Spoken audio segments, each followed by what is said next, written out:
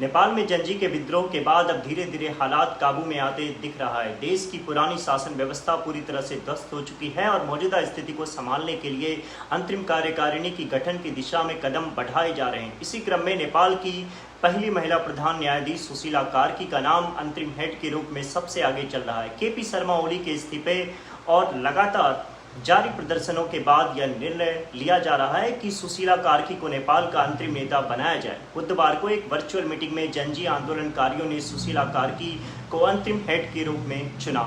इसी मीटिंग में लगभग 5000 से अधिक युवा शामिल हुए। मीडिया रिपोर्ट्स के अनुसार सुशीला कार्की ने इस जिम्मेदारी को स्वीकार कर लिया है। इस कदम को नेपाल में लोकतंत्र का एक नए अध्याय की दिशा में एक महत्वपूर्ण मोड़ के रूप में देखा जा रहा है। सुशीला कार्की नेपाल की पहली महिला प्रधान न्यायाधीश हैं। उन्होंने बनारस हिंदू यूनिवर्सिटी BHU से राजनीति शास्त्र में मास्टर्स किया और 1979 में वकालत में अपना करियर शुरू किया। 11 जुलाई 2016 से 6 जून 2017 तक वे नेपाल की मुख्य न्यायाधीश रहीं। सुप्रीम कोर्ट में अपने कार्यकाल के दौरान उन्होंने ट्रांजिशनल जस्टिस और चुनावी विवादों से जुड़े मामलों की अध्यक्षता की और लोकतंत्र के संरक्षक के रूप में न्यायपालिका की भूमिका को मजबूत किया। सुशीला कार्की भ्रष्टाचार को बिल्कुल भी बर्दाश्त नहीं करने वाली न्यायाधीश के रूप में जानी जाती हैं। हालांकि 2017 में उन पर कार्यपालिका में हस्तक्षेप के आरोप लगाए गए थे और उन्हें सस्पेंड किया गया। इसके बावजूद उनकी छवि एक सख्त और निष्पक्ष न्यायाधीश की रही है। वे 2006 में संवैधानिक मसौदा समिति की सदस्य भी रह चुकी हैं। नेपाल की राजधानी काठमांडू में बुधवार को सेना ने संसद और आसपास की सड़कों की सुरक्षा की और कर्फ्यू के बीच निगरानी की। 2 दिनों तक चलने वाले हिंसक विरोध प्रदर्शन के बाद प्रधानमंत्री केपी शर्मा ओली को इस्तीफा देना पड़ा था। इन प्रदर्शनों की शुरुआत सोशल मीडिया पर प्रतिबंध की घोषणा से हुई, जिसे 2 दिन बाद 19 लोगों की मौत के बाद वापस ले लिया गया। नेपाल स्वास्थ्य मंत्रालय के अनुसार बुधवार तक प्रदर्शन में 25 लोग मारे गए और 633 घायल हुए। संसद भवन के आसपास जलते हुए वाहन और तितर-बितर धातु के टुकड़े देखे गए।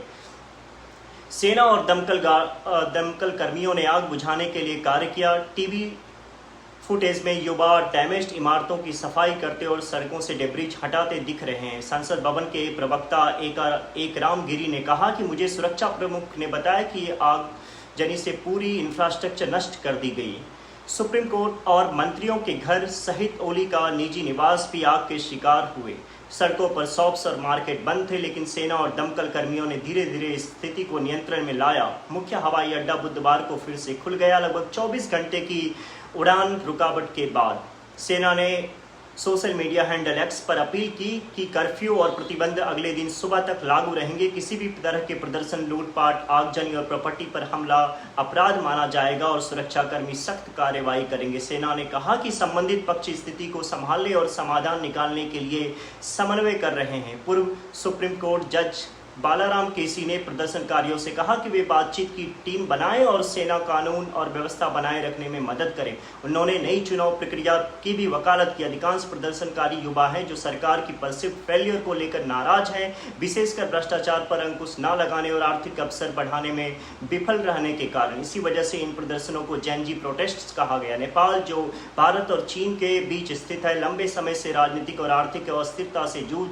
रहा है। हाल के वर्षों में रोजगार की कमी के कारण लाखों लोग विदेशों में काम ढूंढने गए, जैसे मलेशिया, मध्य पूर्व और दक्षिण कोरिया, मुख्यतः कंस्ट्रक्शन साइट्स पर काम करके परिवार को पैसे भेजने के लिए। नेपाल के अंतिम राजा ज्ञानेंद्र ने कहा कि सैकड़ों लोगों की हत्या और चोट पहुंचाना, जबकि युवाओं की जेन्युइन डिमांड्स पर ध्यान नहीं दिया गया, बेहद कंडेमनेबल है। यह शांति प्रिय नेपाली समाज के मूल्यों के खिलाफ है।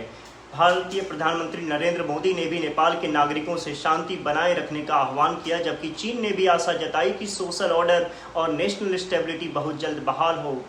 नेपाल अब बदलाव के उस मोड़ पर खड़ा है जहां जंजी की आवाज़ ने देश की राजनीतिक परिदृश्य को नया आकार दे दिया और इस बदलाव के केंद्र में हैं सुशीला कार्की, जो नेपाल की पहली महिला अंतरिम हेड बनने जा रही हैं, जैसा कि सूत्रों ने बताया है। आपका इस वीडियो को देखने के लिए बहुत बहुत धन्यवाद। अगर मेरा चैनल आप सबको पसंद आ रहा है तो इसे सब्सक्राइब करें और लाइक करें। अपने चिर परिचितों से भी सब्सक्राइब करने के लिए कहें। आपका धन्यवाद।